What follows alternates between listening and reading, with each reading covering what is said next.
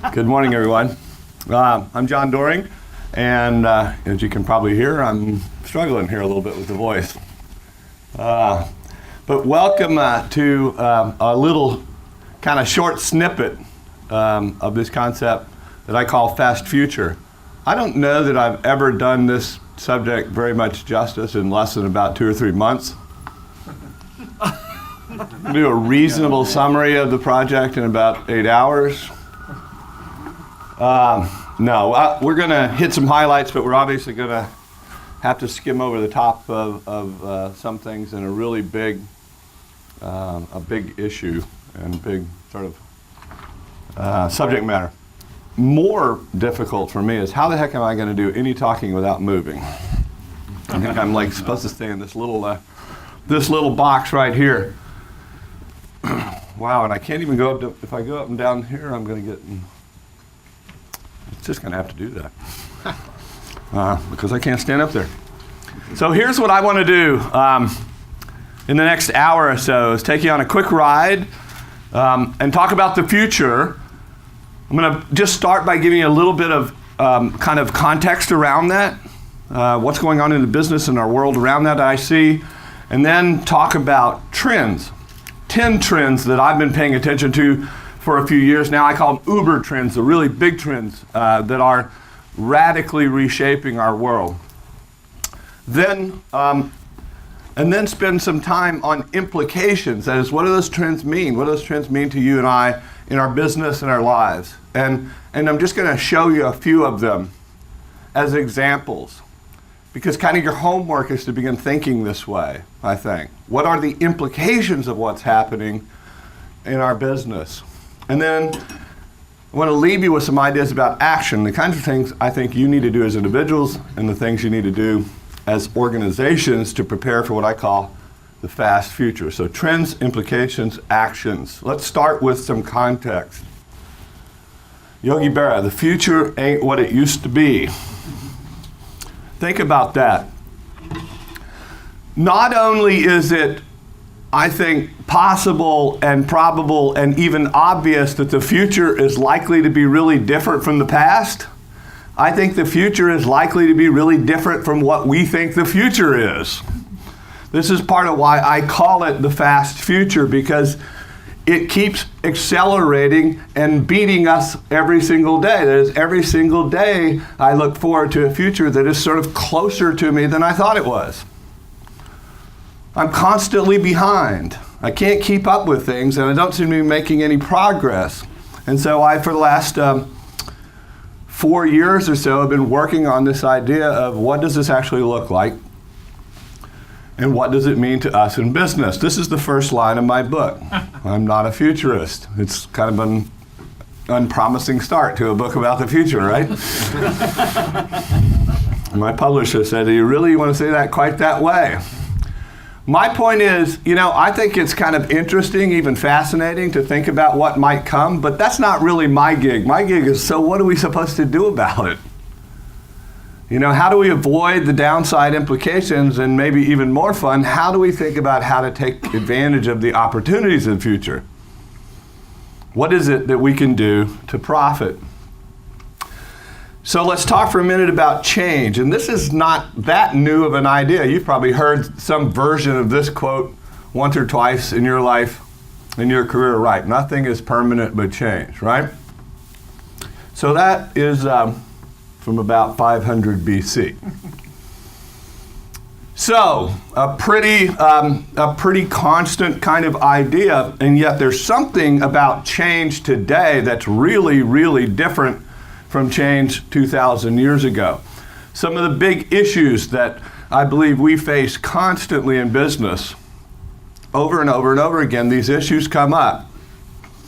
What about what's going to come in the future? What's headed down the road for us? The uncertainty of business. In fact, having gone through this recession, it started reminding me again. Businesses can operate profitably in up times. Businesses can operate profitably in down times. What you have trouble with is volatility and uncertainty. Not knowing whether to invest, not knowing whether to do this, not knowing whether to do that. So what happened is at the beginning of the recession is a lot of firms really, really struggled. But if you look at the data, you guys have done a lot of good stuff over the last few years and have learned to adapt and be more profitable in a really tough market. So uncertainty is a big issue.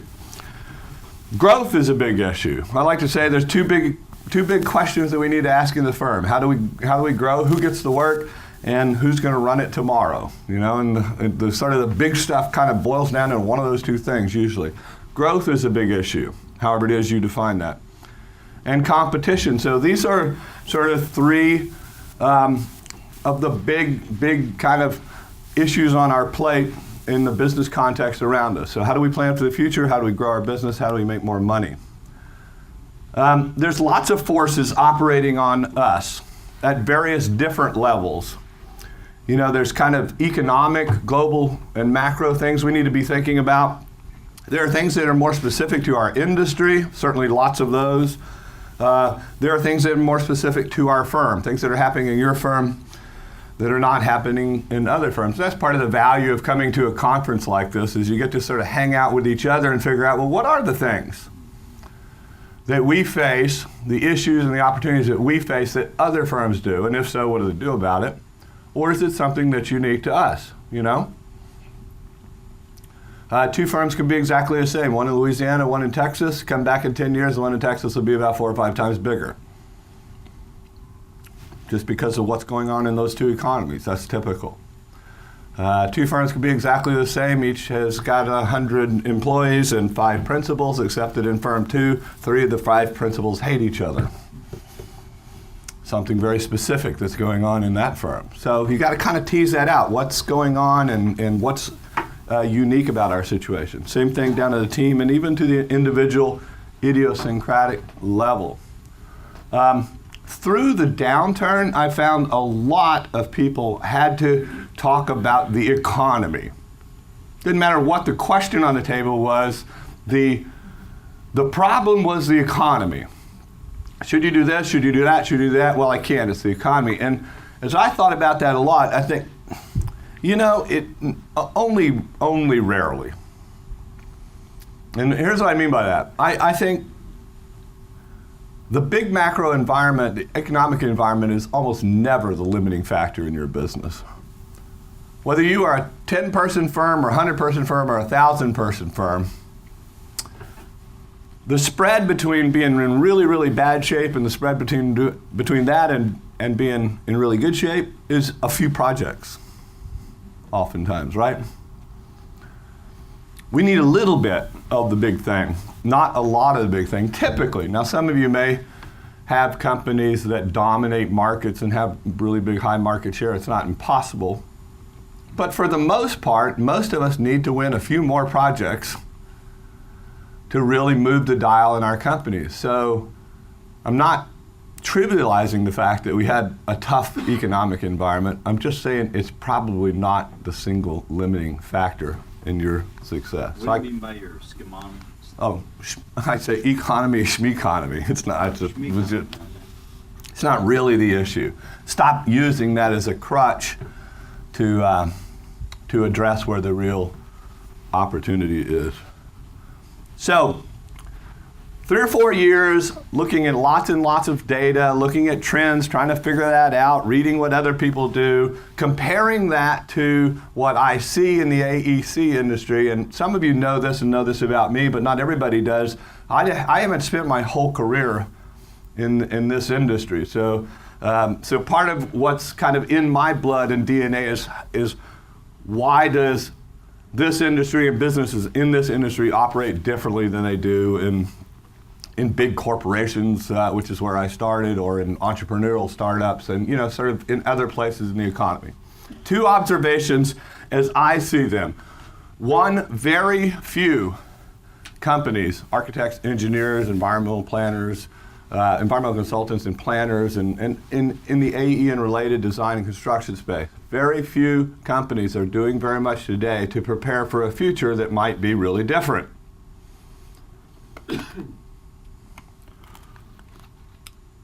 Maybe even more importantly, when you look at the ones that are doing something, that do seem to be making moves and investments to prepare them to be more successful in the future, they're almost never, in my view, trying to learn how to become futurists. In other words, they're not spending a lot of time and effort trying to figure out exactly what the future is going to look like. Instead, they're focused on things that they can control. They're focused on making their organizations more robust, more adaptable, more agile, focusing on the things they control, not guessing what's ahead. Does that make sense? To me, that was a big epiphany. What is it you're supposed to do about preparing yourself for a future? Well, I think preparing yourself for a range of possible futures and your ability to adjust to those. Here's the other thing I think I see. A big changing world paradigm, and I'm going to get into a little bit of those details in a minute. So a big fast future change kind of on the horizon and a whole lot of inaction in the industry. And if you think about that and think it through, I can't imagine any other conclusion other than a big crash. A big crash.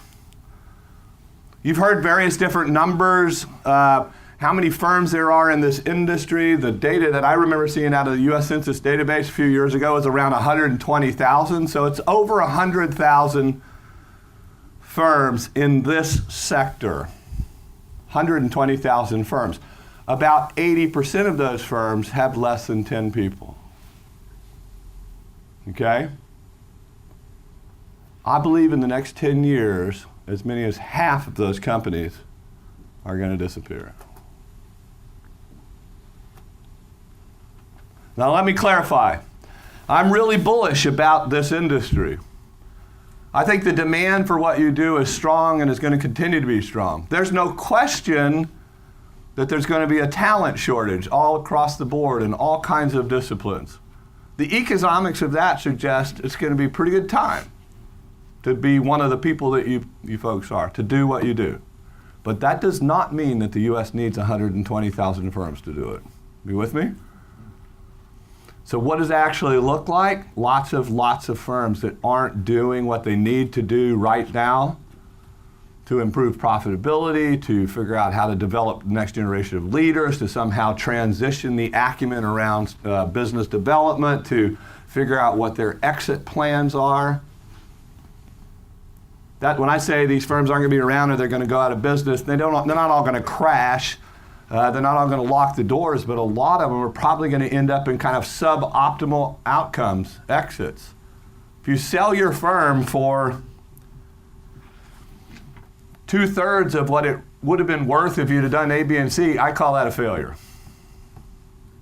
Lots of opportunity, but a big potential crash. Why is this like this? Well, this is that sort of Stephen Covey grid. You remember kind of urgent and non-urgent versus important and non-important. And here's the problem. Everything that we need to be working on to prepare ourselves for this sort of fast future and to be more successful kind of falls in this quadrant too. It's really important stuff, but it's not urgent. And because it's not urgent, we never get around to working on it. And all kinds of different things are over here. Relationships and leadership and succession and marketing and training and exercising and weight loss and addictions and retirement and planning your own funeral. All this stuff's on your list of stuff and almost none of you in here are going to say, no, you're wrong. None of that's important. That's important. I get that. What are the best of the best firms doing? What are the firms doing in the circle of excellence? They are finding a way to work on important stuff, even when it's not urgent today. That makes sense? That is critically important. That's where the future is. The question is, are you ready for it? Let's talk about what it is. When we talk about these trends, it's almost never that I'm talking about something that you don't know something about, maybe a lot about. These trends are not hidden, they're obvious. And therein lies this problem. Because if we talk about something that we're very familiar with, like the rapid acceleration and the pace of technology, well, everybody in the room knows that. We live this all the time, right? We just live in it all the time. But we're not spending very much time working through what the real meaning of that change is. So the trends are not hidden, they're more or less obvious. Here's how I've grouped all the 10 sort of big Uber trends. Technology, information, globalization, what I call markets, which has a range of things, supply chain, markets, marketing, urbanization, including changes in infrastructure, trend changes in energy and the environment, diversity, these mean a lot of different things, longevity, community, and change. I could spend a lot of time talking about any one of these or all of them. I'm really going to focus mostly today on those first three on the left. Let me say something about trends first. Got some technical folks in the audience who can help me draw the line through this. Pretty easy to figure out what the trend line is here, right? Let's add some more data. Okay, what happened? I added some more data through time, and you might choose to increase the slope of that line through there. Does that make sense? Maybe that's one way of interpreting that. Increase the slope of the line. Let me add some more data. So I could still do that. I could still draw a straight line correlation through that data, but there might be a different interpretation. You see the change? Through time. Oops. Here's some more data. Here's some more data. This is a data set that doesn't mean anything. I'm just using it as an example. But it's very, very sort of analogous to what we see in a lot of actual data, particularly when we're looking at change and development in technology. And the question is it a linear interpretation or something else? If you believe that the rate of technological change is anything more than linear, the implications of that are profound. All you need is a little more time. But things begin to change faster and faster and faster. And in fact, quite a number of futurists are now saying that technological evolution is happening at an exponential rate. And if that is true, the implications are extraordinarily profound. Think about when you first learned, sometime, usually as a young person, the power of compound interest. Do you remember this? And you put $1 in the bank and you start to do all the numbers. And if you remember that lesson learned, it comes out this way. You put $1 on the bank and for a pretty long time, almost nothing happens. And you start wondering, maybe I'd rather have that dollar back. Because after a few years, all I've got is $1.87.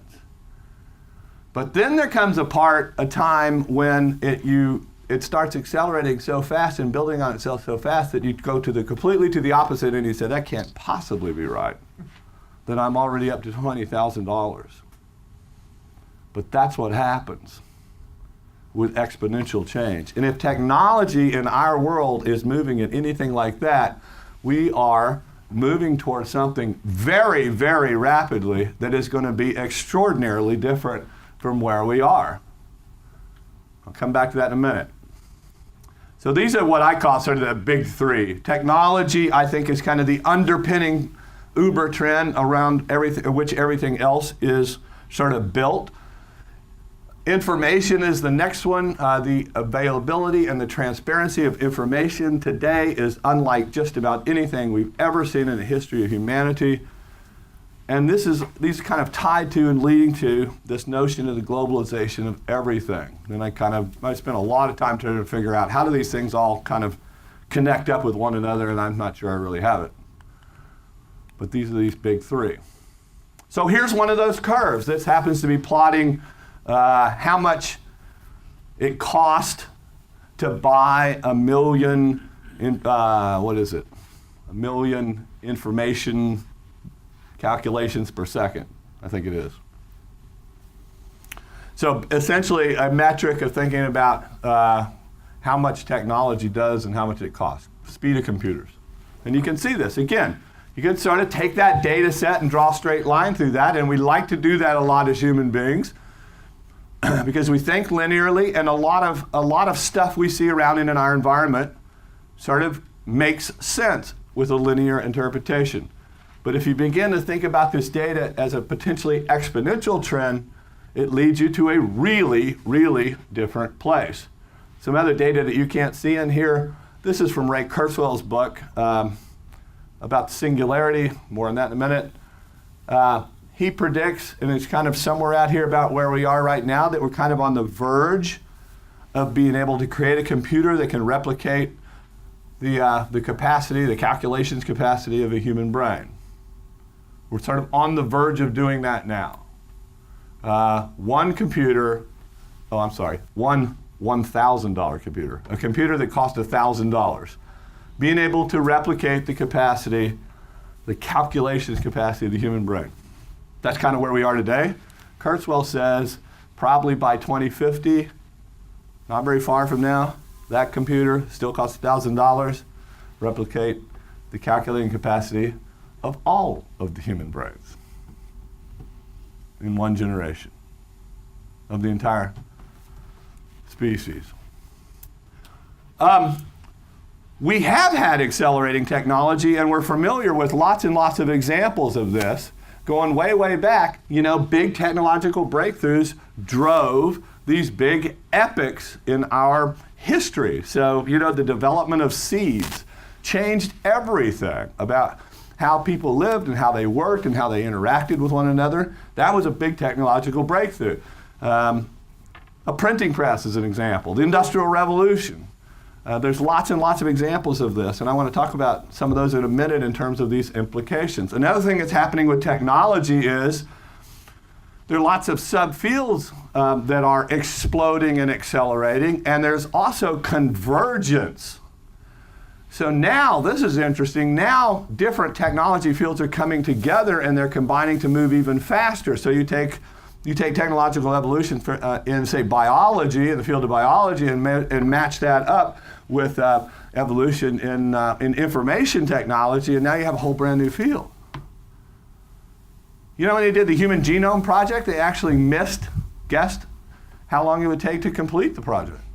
They did it in 6 or 7 years earlier, faster than they thought they would.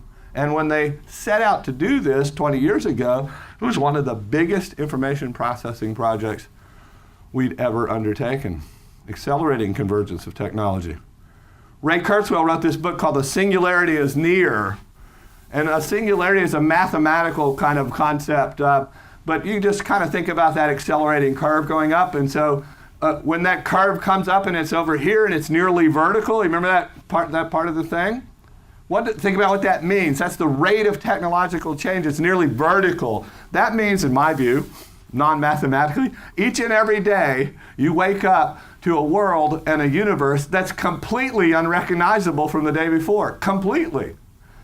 And what Kurzweil and the singularitarians say is it will be unrecognizable to all of humanity, and in fact, we won't be able to do anything anymore without the power of the machines. We have to create computers to solve the problems that we can't wrap our head around anymore. The punchline of this kind of thinking is that's not science fiction 2100 or 2350. They're talking about 2050. They're talking about this singularity idea being reached in the next 30 years. These folks believe, and I don't know if they're exactly right, but I think they may be directionally right, but they believe that you and I, our generation, or perhaps the next one, our children's generation, will be the last generation without the power to decide how long we want to live. Essentially a functional immortality in the next 30 years. Now, I don't know exactly if that's going to happen or not, but here's what I want you to think about. If we're headed into that kind of world or anything like it, does that say anything to you about how we today in our businesses treat the big, scary, intractable problems that we simply can't solve? I'm talking about the really big stuff, like how do you get the logo in the Cleveland office to look like the logo in Pittsburgh? That's the crap we get focused on, We need to have a project management manual. Is it strategic? You bet it's strategic. Is it important? You bet it's important. How long have you been saying this? About 9 years. Well, let's get busy because we're going to be immortals in 30. You see what I'm saying? Does it make any sense? If the world is going to change that much, what are we going to do?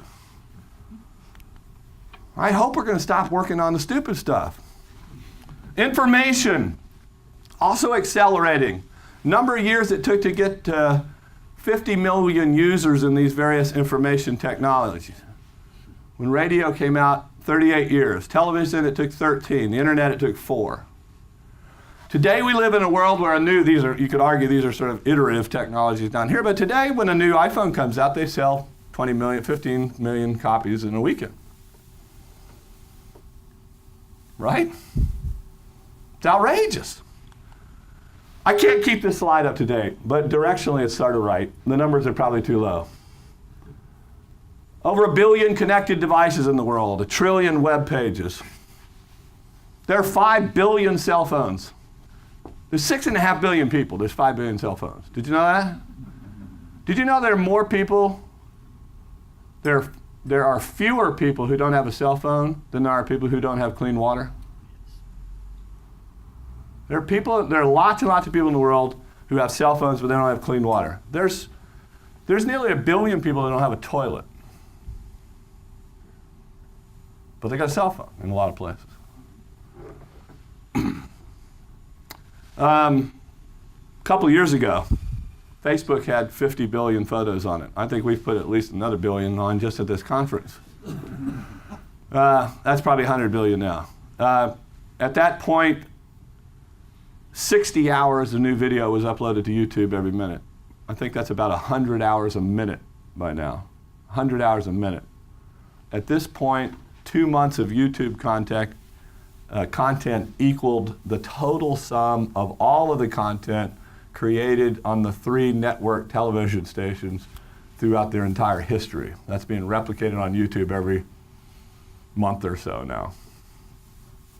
It's crazy, right? 21 million articles on Wikipedia, 85,000 contributors. We have, and this will be interesting to see where that is now. 2 billion searches on Google each day. And if I had to guess, it's probably 3 billion or so by now. Can anybody remember when we didn't used to have this? Wasn't too long ago. Are you amazed like I am that when you Google something, you not only get an answer no matter how esoteric the question is, but you get a whole web portal into a whole world built around that one answer? Are you aware, like I'm just becoming, that Googling is extraordinarily passé because why not go to YouTube and get a video on how to do this? Who are these people? Who are these people that are putting up a YouTube video about how to change the left headlight on a 2006 Chevy Traverse? But my brother-in-law just watched one and changed his headlight. And he had a choice between 8 or 9 videos on how to do that. It's the availability of information and the transparency of information, and it is absolutely rocking our world, right? Absolutely rocking our world, but guess what? It's not rocking our industry very much yet. Not yet.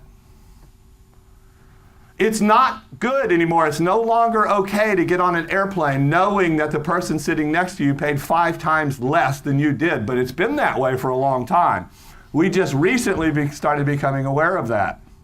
That's not okay. What's going to happen when availability and transparency of information in your business becomes more obvious to other stakeholders, to clients? What's going to happen, I say, if the client ever finds out that our project costs 30% more than it otherwise would simply because architects and engineers don't like each other, and therefore build a delivery system where they're in tension with one another, where they sort of throw things over the wall and then over to the construction folks? Is the customer really interested in paying for that?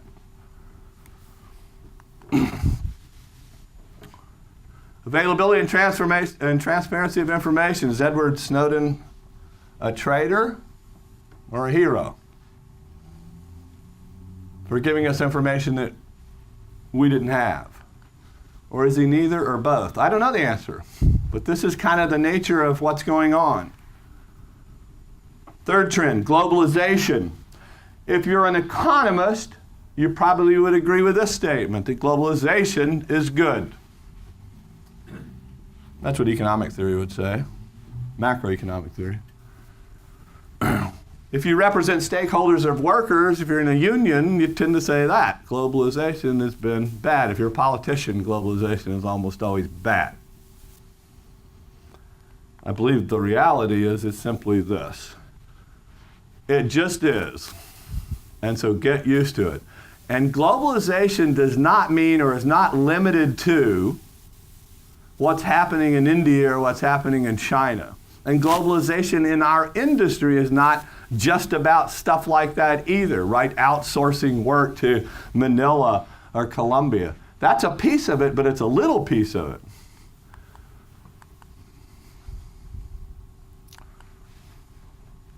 Here's a satellite photo of the Far East. This is Japan, and that's Korea, and this is the northern part of the Chinese mainline. And if you kind of go right in there, these are lights, for people where they're living. And somewhere right in there is a little place called Jinan, China. Anybody ever heard of Jinan? Been to Jinan? In all the times I've done this, one person had been to Jinan, China. I just picked it off a list. It's the 12th largest city in China. It's the 49th largest city in the world. And I picked it because it's exactly the same size as my hometown, Houston, Texas. About 4.5 million people or so live in Jinan, China. Most of us know where Houston is, but very few of us know where this is. We need to start paying more attention to the world around us. But here's my big sort of breakthrough or thinking in my mind. The hardest part of globalization is the first 3 feet. This is what globalization is. Can these two people work together? The space between cubicles, the space between human beings, because once you break that down, everything else falls apart really quickly. Now, this is a huge, huge issue in this industry. How many of you would say gut instinct, local delivery is better? Having our people close to the customer, right? How many of you have a customer that said, no, that's not right, I want you to be really far away from me and charge me a lot to get here? Anybody saying that? Our gut instinct is this is the way this business works. We got to be close to the customer, and we got to put our delivery resources close to the customer. And you say, various experiments going on, I'm no doubt in all of your organizations about sharing work across your platform and using different people in different places and all of that kind of stuff. But almost everybody you talk to and everybody you meet would say, that's hard. It's got hair on it, doesn't quite work. We don't like doing that. We've got all kinds of problems with that. Yeah, I get that. I get that.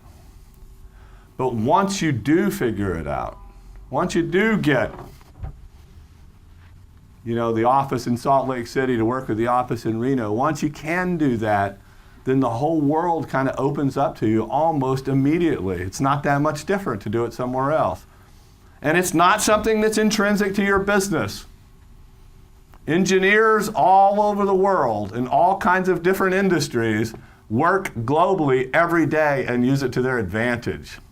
You can have a project circling the globe all the time. Somebody's always working on it. It's moving faster. It's not just because you're an engineer. It's because that's the way we think in this business, because we have this paradigm about being local and close to the customer. But you got to think through that, because you can get stuck. I had a client in a strategic plan the other day say, let me tell you why I think you're wrong, and here's how it worked in this one particular instance. And this sort of local municipal government called us up, and they had a big problem one day, and it was 9 o'clock, and we were over there by 9:45, and we solved the problem. There's not a single person that could do that except us. This is a town of about 8,000 people. I said, I totally agree with that. I understand that. You got a great competitive advantage there. What other towns can we do that in? None, because every one of those towns has somebody just like you. So if that's how your business works, then you need to be thinking about how other companies that are local do that. You need to be running a Starbucks. That's how McDonald's does it. Is that how your business is going to work? if it demands that kind of local, then that's how you're going to have to do it. You have to put all those resources, a completely functional unit right there. Now, how are you going to do that? With the complexity of the disciplines. The hardest part of globalization is the first 3 feet, but it is not good, it is not bad, it just is. And how will it impact your business? Implications. A lot of these trends are sort of all connected to each other. They result from or they affect one another. Lots of implications, lots of things I've been thinking about. Things like disassociation. I mean, disassociation of work from place, where we do the work, where it gets consumed. Things I call them meritocracy. I'll mention these in a minute. A world where it's much more important what you're able to do and what your results are, not who you are or where you're from. Atomization of the supply chain. So all kinds of things. And this, I think, is the real rich part of the conversation. So trends are interesting, but the meaning of trends is where we begin to start thinking about how do we take advantage of this. Let me show you some quick examples. Here's one. This comes from a guy named Stephen Johnson. He wrote a book, How We Got to Now. So, development of the printing press, technological breakthrough. And you probably think about it this way like I do. The obvious implication of the printing press was that we got a lot more books, right? Before that, books had to be copied by hand, and so books were the province of aristocrats. They're very expensive. Printing press comes along, we get a lot more books, a lot more titles. And by the way, they weren't all Shakespeare. There was a lot of what we'd call a little more lowbrow literature that was printed. But what I didn't realize until I thought about it some more was after we had all those books, we created a new problem. That is, nobody could read them because we're all nearsighted or farsighted. So suddenly we needed a whole lot of reading glasses, which you don't need if there aren't any books. So a whole new market opportunity sprung up for reading glasses. And that meant that we had to figure out how to make better lenses, and through that process we started making telescopes and microscopes, which really drove the whole scientific revolution. Did you know that? The scientific revolution came through the printing press. Change, first order implications, second order, third order, and sometimes down the string, those second and third order implications are the really big, interesting ones, the big, powerful ones. Here's another example. Tractor, big breakthrough. Obvious implication, allowed the farmer to be more productive, to use more land. Less obvious, but just as important, it almost immediately meant that you needed to get out of New England. Because New England's hilly and rocky and there's trees everywhere and you can't really leverage your tractor. So just about everybody in New England got up and moved to the Midwest, where the land is flat and the ground is rich. And when I got out there to the Midwest, the farms got bigger and then the tractors got bigger. Last time I was out there, it was like the tractors are as big as buildings out there. Changed the whole nature of agriculture, created a whole thing about agribusiness, put all the family farmers out, they moved all back to the cities, big trend toward urbanization. Today, lots of young people don't want to live on the farm, right? First, second, third order implications that you can trace back to technological development like the tractor. So I mentioned a couple of these things. If we begin to work across our platforms better and kind of disconnect where the work's being consumed and where it's being done, then it seems to me that in very, very rapid order, we're likely to completely disassociate that. Now, this is going to happen different in different markets. Like the public municipal market is very, very local market, and the clients are very, very local. So the idea that that would disassociate really quickly is going to be that's a much more untenable idea. That's going to take a longer time period to happen. But if you're working instead with a multinational, a Fortune 200 company, they're likely already using providers who are all over the world and were picked on some other dimension other than just being down the street. So disassociating, I think this is a big, big trend implication, disassociation of work. That means where your folks are will matter less. When you think about that, that could lead, and I think it will lead, to what I call an atomization of the supply chain. That is sort of looking broadly across the spectrum of all the things you do, and then deciding, see, if you already take your work and say, well, I don't have to do it all over here in this city, I can do some of it over in that city and some of it with that team and some of it with that team. You follow me? That's how I'm trying to work then it's just another step to say, well, why do we do that part of it? Why don't we outsource that part of it to somebody else who can do it cheaper or better? And I'm a big believer that if you don't do that strategically, the market is going to do that for you. And they're going to rip the non-value added part of your business out of your cold, dead hands.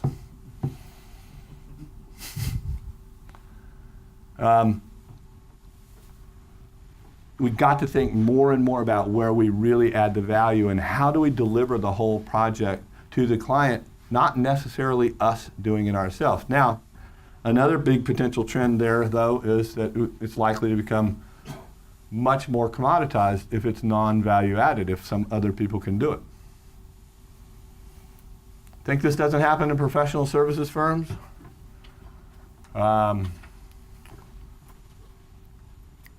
Tom Friedman, who wrote the book The World is Flat, talks about what happened in accountants.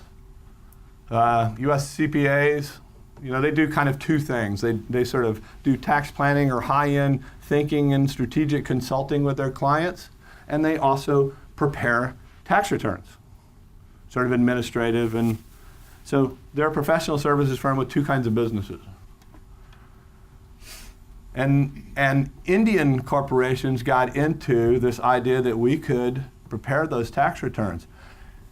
And the big issue for that was, who wants to send their tax return over to a foreign country, and have all my data and all that? So the Indian firms had to figure out how to solve that problem. So they built technological platforms and sort of coding and all kinds of things, passwords, protections, and all those things. And today, these outsourced Indian firms do that part of the work way, way better than most American firms do. They built competitive advantage because they had to. So there were two responses that you could take as a CPA. One would be to put your head in the sand and say, that's not right. This is what my business is, these two things. The other response would have been to say, that's all right. I'll outsource that part and focus on the thing I can do that they can't do, the tax planning, the high-end sort of head work. Follow me? Yeah?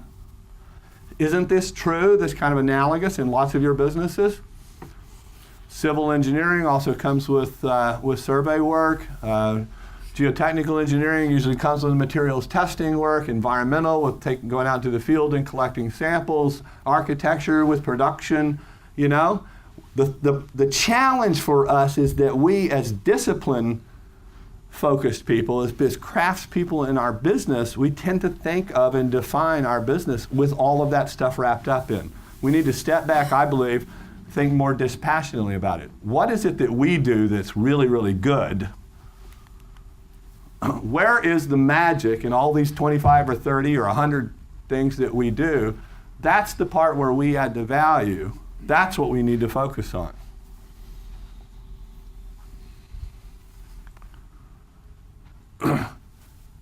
Come at it this way. Think about your customer asking you some of these questions. What if the customer wanted what you do right now today 50% faster than you're doing it right now? Could you do that? I'm guessing not. Sustainably, you're already going at a speed that you think or you feel somehow is optimal or optimized. So what if the customer wanted it 50% faster? What if they wanted it 30% cheaper? What if they wanted both of those things at the same time? You think none of this is going to happen? We're going to have answers. I ask those questions that way specifically because I know that they break your business model, but that's what I want you to be thinking about. What would we have to look like if we lived in that world? Are we going to get there? I don't know. But I do know this. If you ask and answer that question well, you'll be a lot more profitable in this world, even if it doesn't get that bad or that tough or that competitive. Here's another thought. What we have today, largely through the magic of technology and information, is if you're a small firm, you can play like a big firm in a way that you couldn't ever before. You can, for small money, kind of get up on the global stage with a website and a sort of a delivery platform, and you can do things all around the world. Not perfectly, but a lot easier than you could even just a few years ago. Right, Josh? A website is basically free today, unless you hire one of these high-end brain guys like him. Then that's a good website. But a website is basically free. And 10 years ago, it cost you 50 grand to put up a brochure. So what we have is a world with millions and millions of aspiring entrepreneurs / professionals now poised to get a chance to compete. Behind those millions of professionals, and I'm talking about true professionals, people who have studied in your disciplines and have the same kinds of credentials. But right behind those millions are tens of millions of people that are sort of pseudo-professionals or amateurs, and we're living through a huge trend of the amateurization of everything. What do I mean by that? If you're a doctor today, you have to face the reality that many of your patients come in with a partial self-diagnosis. Right? Doc, I've been on the website all night. I've got it narrowed down to these 3 things. How far are we from that in architecture? I think I know pretty much what I want. I use this little app called ArcIt or something. And I designed the building, and here it is. And my expectation is your fee ought to be sort of, a third less because I did some of the work. And what you're saying, of course, is it's going to be twice as much because they got to fix all the screw-ups that you put on this. But that's a world that we're living in. Another professional sort of industry back in the back of the room there. Think about what has happened to videography and photography, A few years ago, it took some real credentials to be a wedding photographer because what if you screwed it up, right? How do you recover from a screw up? And it costs a lot of money to have all that equipment. But this camera's got what, 15 megapixels now or something? It's changed the industry tremendously. Small firms, amateurs, free agency. We had a discussion about this early this morning. What about the very nature of the corporation, about bringing people together to work together and collaborate? Are we headed to a world where there sort of isn't even a corporation and you just hire free agents around putting together your project teams? Well, if there are highly qualified people all around the globe and it matters less where they are, then that's a possibility. This is happening already in lots and lots and lots of fields. If you want to get, a new logo design, you can post that on a site like Fiverr or something. Get a gazillion people to bid on it for short money, and you get all kinds of, let's say, a range of responses. Just want you to be thinking about things like this. Another one of these questions. What if you had to spend 50% more on marketing than you do today? What if in 10 years, the biggest problem for all of us is how do we break through the clutter that is an extraordinarily noisy global marketplace? See, right now you live in a relatively protected world. I know it's competitive, but there might be 5 firms in your town. And there might be 20 companies that show up at the pre-bid meeting. And right now what you're thinking is, good grief, what happened in the world? It used to be only 3 of us came to these. Now 20 people are coming. And my question is, what are we going to do when 2,000 people want to come? When so many people want to participate on this project that we don't have the meeting anymore. We just do it online. What if we had to spend a whole lot more time and effort and people and resources in order to break through and attract that kind of attention? How does that work in your business model? Right? What would your firm look like if you had more marketing people than you did technical people? Are we going to get there? I don't know, but it's something to think about. Diversity is another one of my Uber trends. We have an extraordinarily undiverse industry. I think that probably goes without saying. But you got to know that our industry is really, really different than lots of industries. We lack diversity on just about every kind of dimension you can think of. And that's how we tend to think about diversity. Race, gender, ethnicity, nationality, that kind of stuff. The real power of changing that is, I think, and the real sort of issue that we have underlying is that we lack a diversity of ideas. And so when people come in together, leaders in the firm, and they're trying to come up with solutions, they're all coming at it from the same sort of place. I like to joke that when you talk to a civil engineer about diversity, they think you're talking about a mechanical engineer. I'm talking about a poet.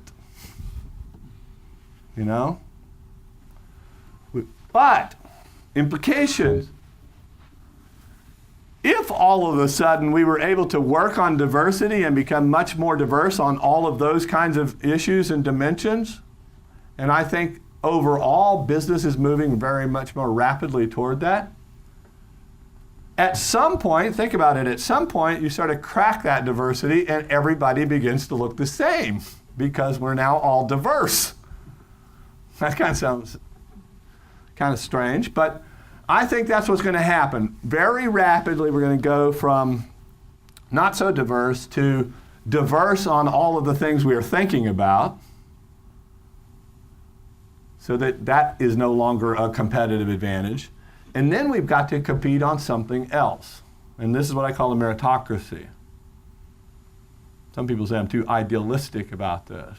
But I think we're rapidly moving towards a world where it will not matter very much whether you're a man or a woman, whether you're black or white, whether you came from the West or the East. What's going to matter more and more and more every day is what can you do? If you think about this, much, and I don't mean that's going to happen tomorrow, that's the trend. Much of our world, in all facets of our society, are built around the obfuscation of information and the control of power. Much of our world was built around that. And so now with more information,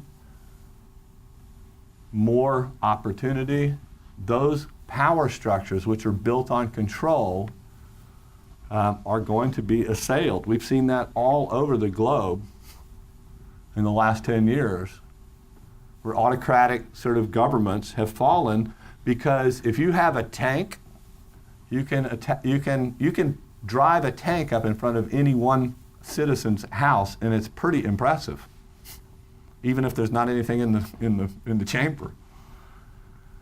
But when that one citizen realizes that there are 50,000 others just like them, that changes the dynamic a lot.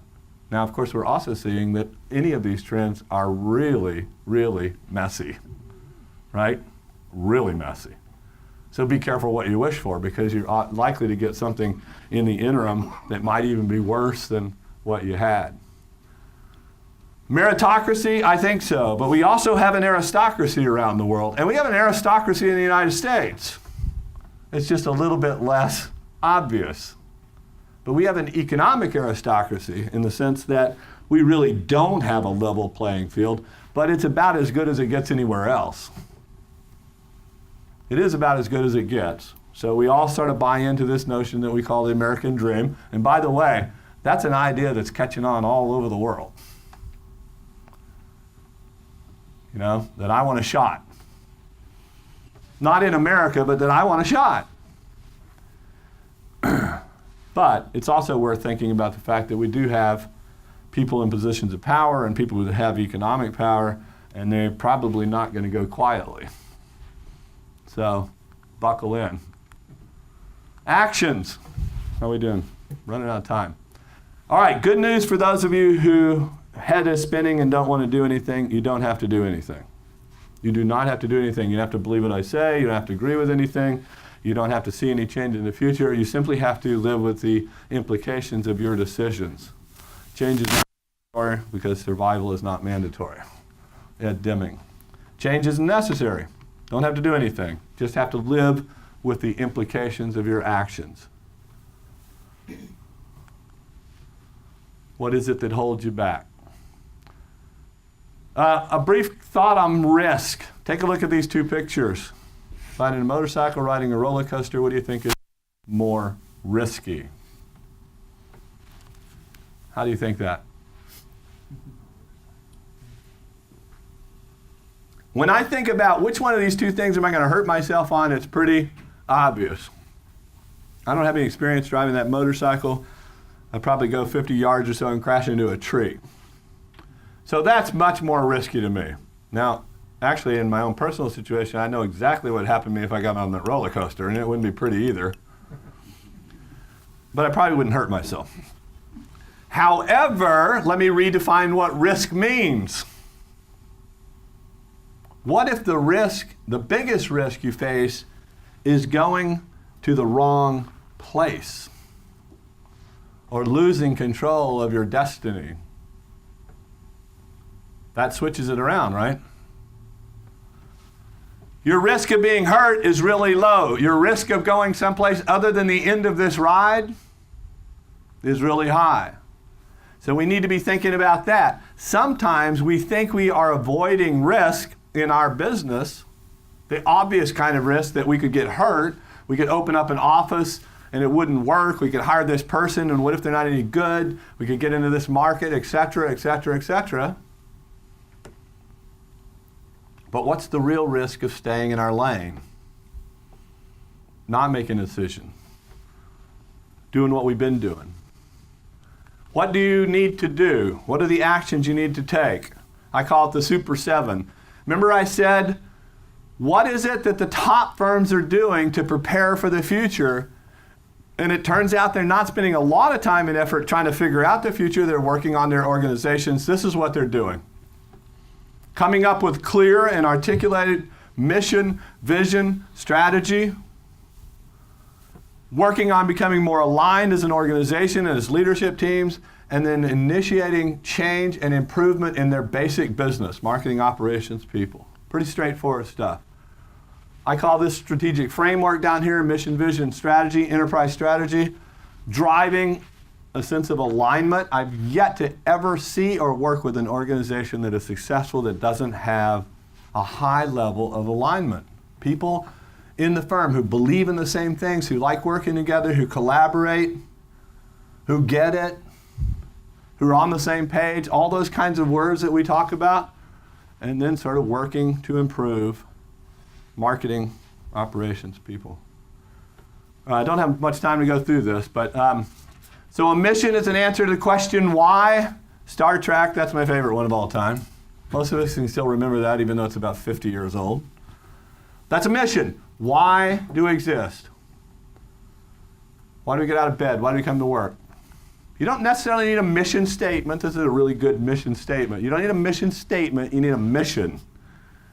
You need to be able to understand why it is we do what we do and what drives us. And you need to have a team that believes in that. Vision, also super critical. Answer the question where. Where are we headed? Where are we going? What is it we're trying to accomplish? That's one of the more famous ones. Let's go to the moon, come back safely, do it within 10 years.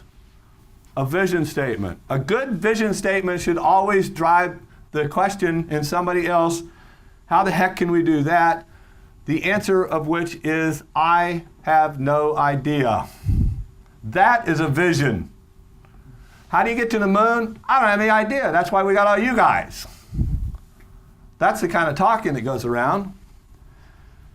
all too often in our visioning exercises doing strategic planning, we'll spend 2 or 3 hours wrestling around with this, put something on the board, stand back and look at it and say, well, isn't that what we really already are? That's not visioning. Why do we vision? Because nothing happens unless first a dream. This is the way the human brain works. Get a picture of it, start paying attention to things in our environment that help us to accomplish that.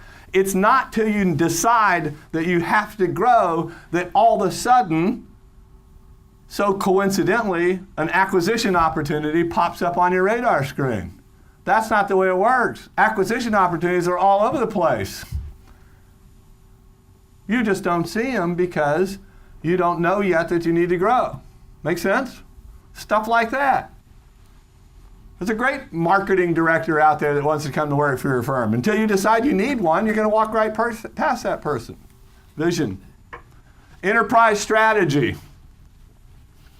You need to be thinking more specifically and deliberately about your business model. What is it about us that we're really good at? Why do we do it the way we do it? This is just one kind of way of thinking about that from Tracy and Wersima's book called The Discipline of Market Leaders. Really, really good book. But you know, there are operationally excellent companies like Walmart, supply chain experts, product leadership companies like Apple, customer intimate companies, which is where most professional firms think they want to be, in customer intimacy. And that kind of makes sense. I don't have a problem with that. Me personally, I'm always attracted to wanting to do something that other people aren't doing. So I think that's an interesting question. What does a firm like yours look like if it is instead working on being operationally excellent instead? That would be a different kind of company, kind of a widget-making professional services firm. Hopefully that made some of you uncomfortable.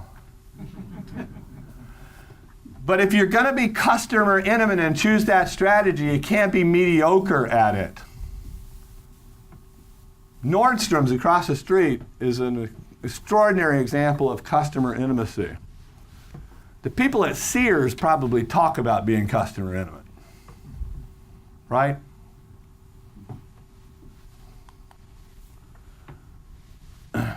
The reason why you need mission and vision and clarity around enterprise level business strategies is because you got to get people on the same page. You got to build consensus, you got to build alignment, you got to get commitment to doing things together. This is Robert Frost's poem, The Road Not Taken. You probably read that sometime in school.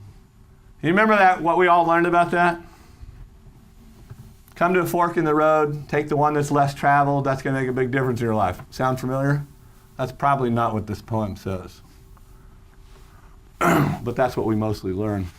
Because he says right here, though talking about the two ways, though as for the passing there, it really warned them about the same. Really, both paths were about the same. So if that is true, what is it that the author really means? And by the way, Robert Frost just laughs when people try to tease that out. He won't ever say, or didn't say. I think the interpretation is when you come to a fork in the road, take it. That's the Yogi Berra. It's not about taking the path less traveled, it's about making a decision. Here it is. Here's what he knew. Knowing how way leads on to way, I doubted if I should ever come back. This is what we know. When we're standing there trying to make a decision, what we do know is, I better do this right because I'll probably never get another shot at this. And so what do we do, particularly as technical people? I'm just going to stand here until I get a perfect data set. But business is not like your technical discipline. There's a right way and a wrong way to do structural engineering, right? More or less, or in general to do what you do. And when we do it right, we know what it looks like. And when we do it wrong, it falls down and it breaks and it wears out. That's the way we think as technical people. That's not right in business. There's lots of ways to do things right. And there's lots of approximations of success along the way. And so I would encourage you to think instead about baseball.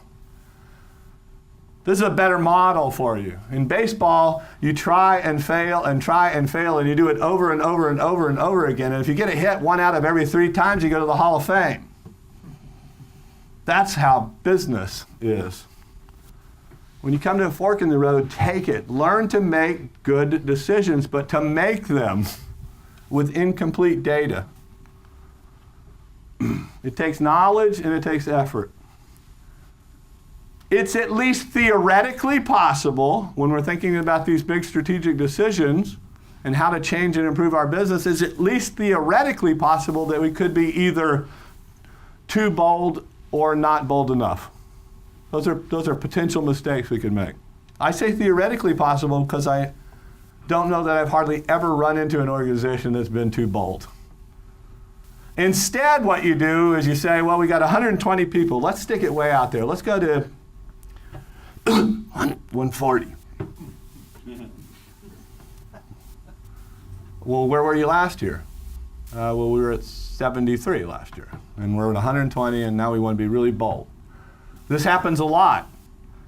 We want to grow. All right, let's do something really bold. Let's grow at 10% sustainably for the next 5 years. Okay, what does the last 5 years look like? 15, 17, 42, 23. You know, if you're growing like this and you decide you want to grow like this, you know how you do that? Do you know how you do that? To go from this to this, you have to slam on the brakes. Can you do that in your company? There's a way you do that. There's a magic pill that you use if you want to slam on the brakes. You say no. What I found is there's not a lot of competitive advantage in that around here. Saying no to things. So I want to encourage you to be much bolder, because I think the fast future is going to be much, much bolder than you and I are aware. What can you do? Learn something more about this. Pay attention to what the likely trends and implications of those are. Spend some time with your leadership team wrestling with that, debating, thinking about that. Conduct an assessment, a deliberate and comprehensive assessment of your organization. Where are we today? What does it look like?